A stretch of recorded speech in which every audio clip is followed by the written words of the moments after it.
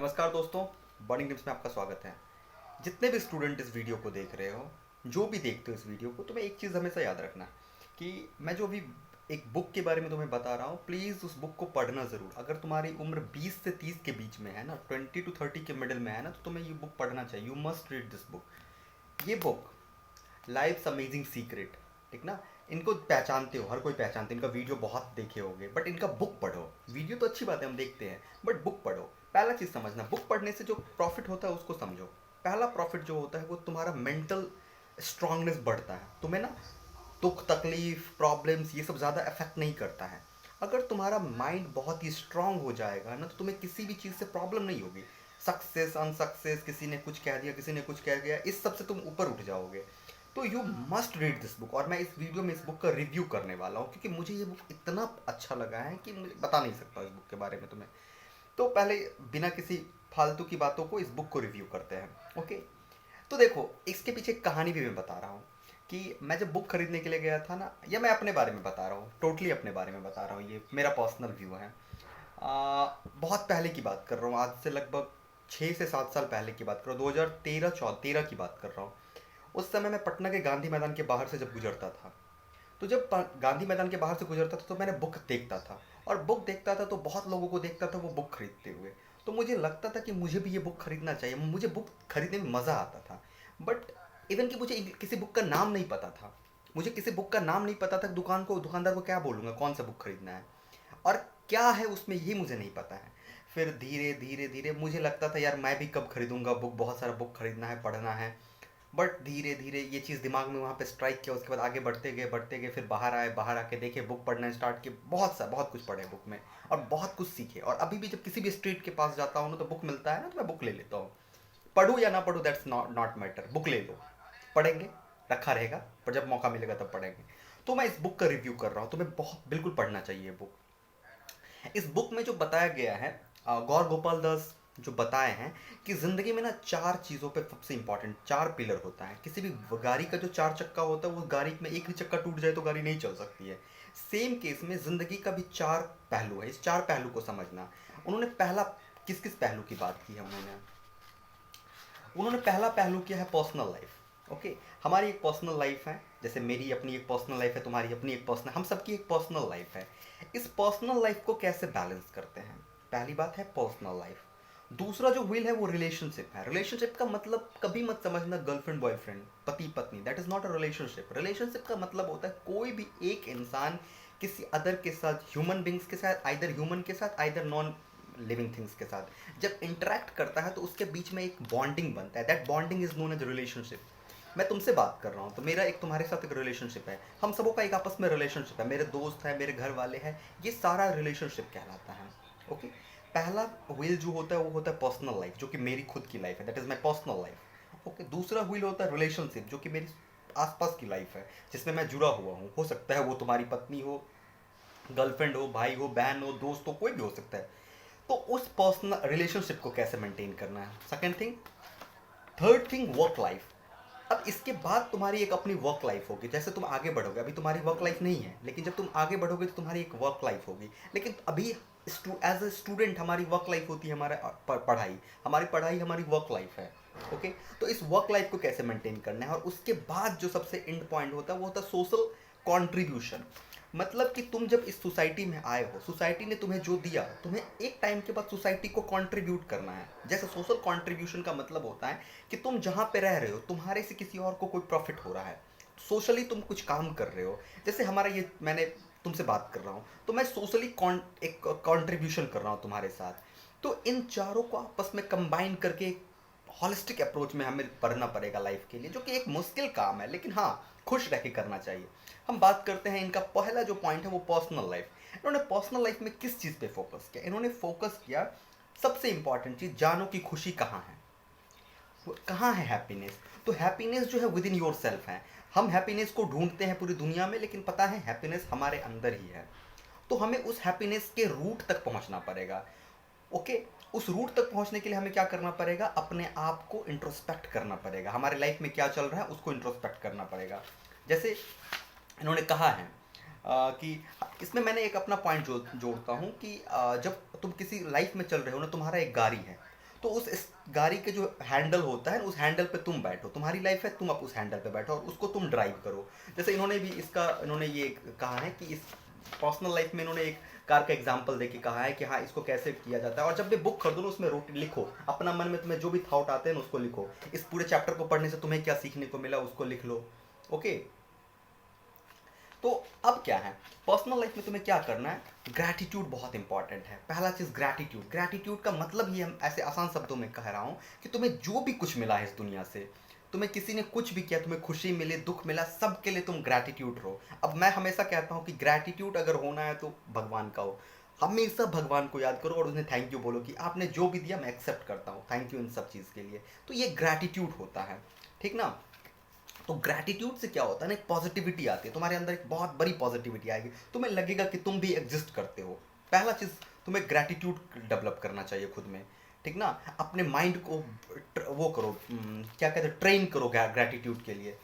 उसके बाद press pause, मतलब कभी कभी ज़िंदगी में ना एक बार रुको, जैसे एक रुको थोड़ा देर के लिए, देखो अपने पलट पे क्या तुम सही जा रहे हो या कुछ गलत कर रहे हो लाइफ में। इस तरीके से प्रेस पॉज, अपने ज़िंदगी को रोक के देखो, कुछ गलत हो रहा है तो उसको सही करना है, ठीक। स्टॉप करना ज़रूरी होता है कुछ टाइम के लिए। फिर उन्होंने इनका अगला जो चैप्टर तुम पढ़ोगे उसमें तुम ज़रूर पढ़ना है इस बुक को। वाई वॉरी, कह रहा है कि जो तुम्हारे हाथ में नहीं है उसके लिए तुम वॉरी क्यों करते हो, क्यों तुम तकलीफ में हो कि इसको मैं सुधार नहीं पा रहा हूँ, मेरा एकेडमिक्स नहीं सही जा रहा है, मेरा रिलेशनशिप सही नहीं जा रहा है, और तुम बहुत ज़्यादा परेशान हो रहे हो कि भाई कैसे इसको सुधारे। तो इसको सुधारने की ज़रूरत नहीं है, बिल्कुल काम डाउन रहना है। ज़िंदगी में जब आगे बढ़ोगे चीज़ें सही हो जाती है। कहा भी गया है कि टाइम हील एवरीथिंग, टाइम हर चीज़ को सही कर देता है। नेक्स्ट जो हमारा होगा इसके बाद होता है, ये हमारा 6 हुआ। उसके बाद 7 चैप्टर इनका है स्पिरिचुअल प्रैक्टिसेस, ठीक ना। मतलब कि स्पिरिचुअलिटी का मतलब ये नहीं होता है कि तुम बैठ जाओ आंख बंद करके और शून्य की तरफ जाओ, that is not a spiritual, that is another things, वो एक अलग चीज़ है।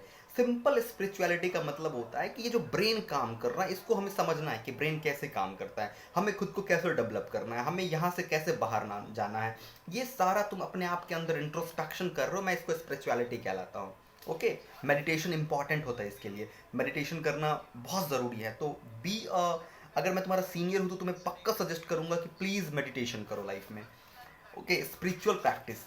इसके बाद जो अगला चैप्टर है इनका, उसमें क्या रहा, रिलेशनशिप। और रिलेशनशिप एक बहुत बड़ा पावर हमारा होता है और बहुत बड़ी समस्या भी होती है। बहुत लोगों को परेशान कर देता है रिलेशनशिप, लेकिन बहुत लोगों को ये रिलेशनशिप बहुत आगे लेके चला जाता है। तो रिलेशनशिप का मतलब ये नहीं कि किसी लड़की या किसी लड़के के साथ तुम्हारा क्या रिश्ता है, that is not a relationship, वो भी एक अलग चीज़ है। रिलेशनशिप का मतलब होता है किसी भी तीसरे के साथ, दूसरे के साथ तुम्हारा क्या रिश्ता है, उसको तुम कैसे फर्दर कैरी करोगे, दैट इज रिलेशनशिप। तो रिलेशनशिप में एक लाइन कहा गया है इन्होंने, स्पीकिंग सेंसिटिवली, मतलब कुछ भी बोलो ना बड़े ध्यान से बोलो, किसी को तकलीफ ना हो जाए इस तरीके से बोलो। हार्श वर्ड नहीं बोलना है, किसी को तकलीफ नहीं देना है, आगे बढ़ना है।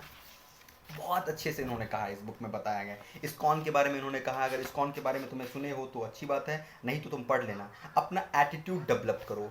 कैसा एटीट्यूड, जिससे कि मेरा पब्लिक रिलेशन बने, लोगों के साथ मेरा अच्छा रिलेशन बने, ठीक ना। तुम्हारा एक विज़न होना चाहिए लाइफ में, रिलेशनशिप में तुम्हारा एक विज़न होना चाहिए कि इस रिलेशनशिप में मुझे कहाँ जाना है, विज़न मेरा क्या है, ये होना चाहिए। उसके बाद हम आगे बढ़ते हैं। किसी को अगर तुम्हें करेक्ट करना है तो बहुत अच्छे तरीके से करेक्ट करो।